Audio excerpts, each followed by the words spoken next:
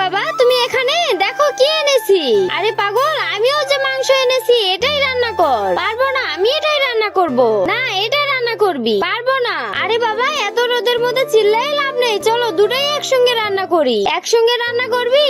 আচ্ছা চলো বাবা, আজকে অনেক মজা করে রান্না করব। তো এবার আমি এই মাংসগুলো সাইজ করে কেটে নিব।